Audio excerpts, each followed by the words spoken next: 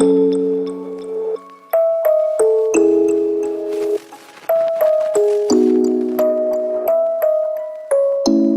le bonjour à vous, si vous êtes là, c'est quelque chose et une curiosité est venue vous chercher. Ou peut-être que vous êtes dans une situation où vous aimeriez changer quelque chose dans votre vie.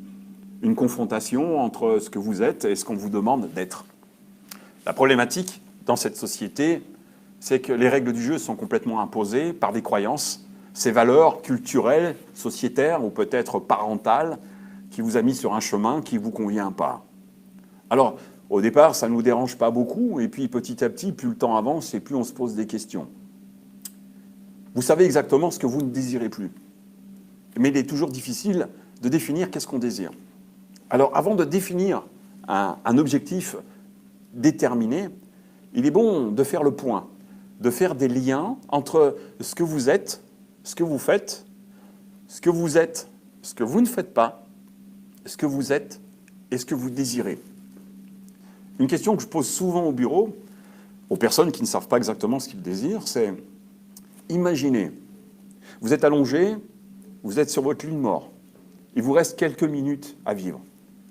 Une question que vous allez vous poser à partir de maintenant. La question est, qu'est-ce que vous allez vous dire pour pouvoir affirmer « je l'ai fait, je peux partir, je suis serein ». Qu'est-ce que vous avez fait? N'essayez pas de déterminer le nom d'un métier, d'un objectif à atteindre. Mais qu'est-ce que vous avez fait? Qu'est-ce que vous avez accompli dans votre vie? Cet accomplissement n'est que le cadre, n'est que le contenant de ce que vous allez mettre à l'intérieur. Si aujourd'hui vous ne l'avez pas atteint, c'est qu'une partie de vous vous dit « c'est pas possible ».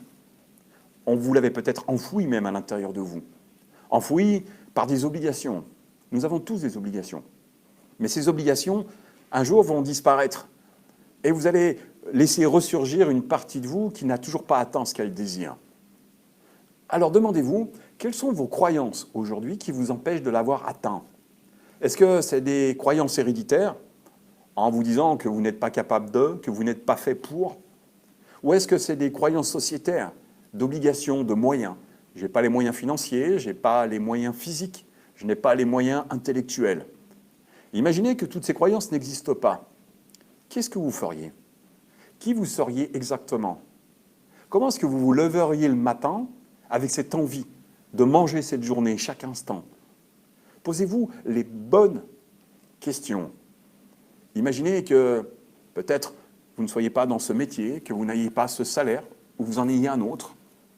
Imaginez comment ça serait différent de pouvoir avoir un défi chaque matin pour vous lever. Reprenez vos croyances, les unes après les autres. Prenez le temps de vous asseoir, de fermer les yeux et vous demander « Qu'est-ce que je veux? Qu'est-ce qui me dérange aujourd'hui? C'est quoi la première intention que vous avez? » Laissez apparaître même ces gènes, ces boules dans la gorge, ces structures qui vont vous resserrer, pour vous demander « C'est quoi ces croyances qui m'empêchent d'avancer ?» Un exemple tout simple, la liberté. Beaucoup de gens veulent être libres. Mais libres de quoi? Libre de sa famille, libre de son travail, libre de son temps, libre financièrement. Demandez-vous exactement, c'est quoi cette liberté qui va vous apporter peut-être une légèreté, peut-être du calme, peut-être de la paix, peut-être une reconnaissance.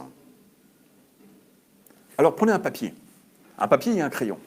Notez, tirez ces deux colonnes, vous connaissez l'histoire, et puis d'un côté, vous allez placer ce que je ne veux pas, et de l'autre côté, ce que je veux.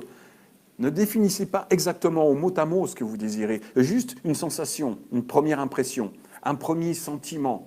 Vous allez pouvoir faire la paix avec vous-même et surtout vous dissocier des émotions de la vie que vous ne désirez plus pour pouvoir avoir une perception beaucoup plus large.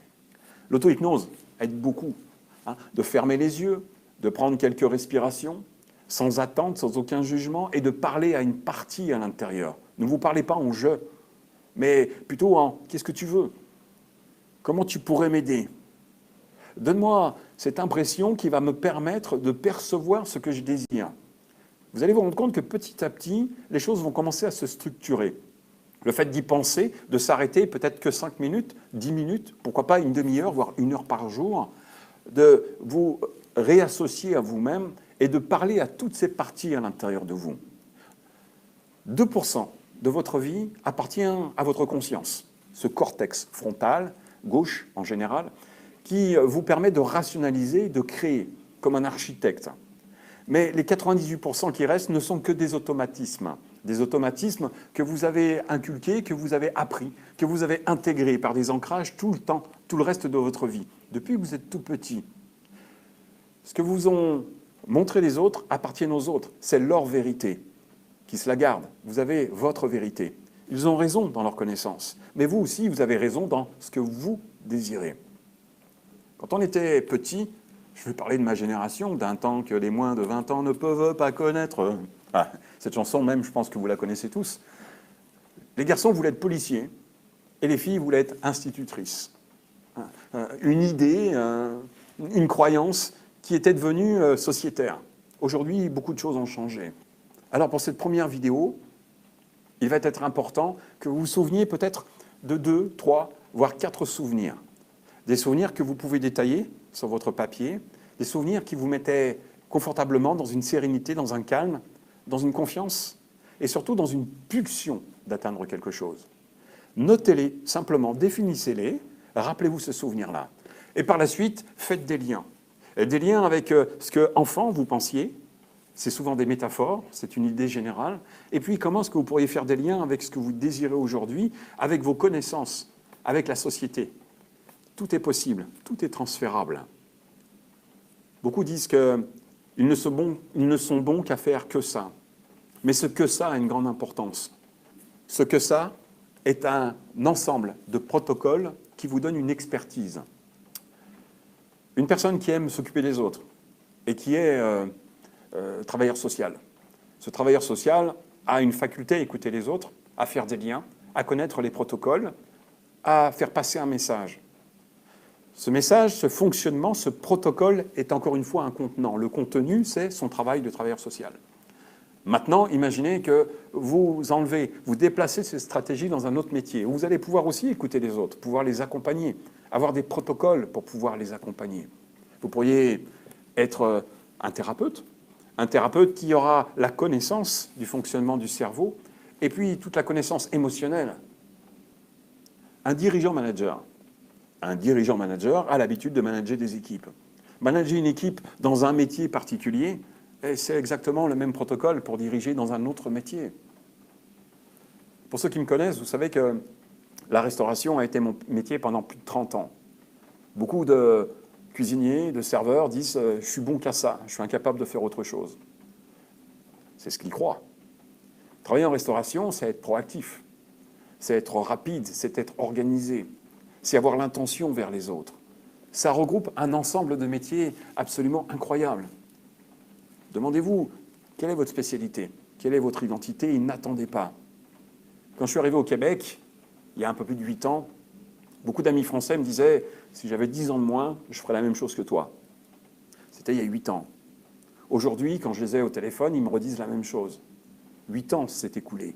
Dans 2 ans, ils me rediront exactement la même chose. Si j'avais 10 ans de moins, pourquoi est-ce qu'ils ne l'ont pas fait il y a 10 ans en arrière? Ils vont attendre encore 10 ans pour pouvoir dire si j'avais 10 ans de moins ou 20 ans de moins? Demandez-vous, c'est quoi vous allez vous dire quand vous serez sur votre lit de mort en vous disant « je peux partir, je l'ai fait ». Faites confiance à cette partie qui sait. Maintenant, elle peut vous aider.